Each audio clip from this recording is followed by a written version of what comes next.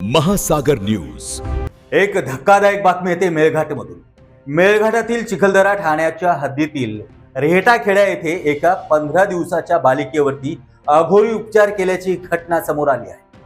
पोट फुगल्याचा त्रासावरती उपचार करण्याच्या नावाखाली गावातील 65 वर्षीय भुलिये जामुनकर या महिलेनं तिच्या पोटावरती तप्त विळ्याने 11 ते 12 चटके दिले. मेळघाटात या अघोरी आणि अनिष्ट उपचार पद्धतीला डम्मा असं म्हटलं जाते. पोटफुगीमुळे तिच्यावरती डॉक्टरांकडून उपचार सुरू होते. आरोपी महिलेनं चुलीवरती विळा टाकून बालिकेला चटके दिले. या अमानुष प्रकरणामुळे चिमुकलीला तीव्र वेदना झाल्याने तिला तातडीनं सेमाडोह प्राथमिक आरोग्य केंद्रात दाखल करण्यात आले. चिखलदराचे ठाणेदार प्रवीण पाटील यांनी पथकासह घटनास्थळी धाव घेतली.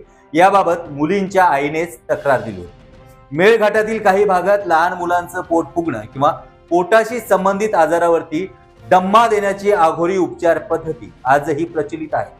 प्रत्यक्षात या प्रकारामुळे नवजात आणि लहान मुलाला असह्य वेदना सहन कराव्या लागतात, तसेच त्यांच्या आरोग्यावरती गंभीर परिणाम होऊ शकतात.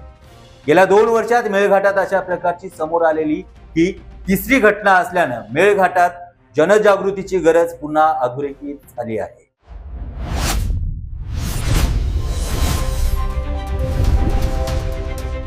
महासागर न्यूज.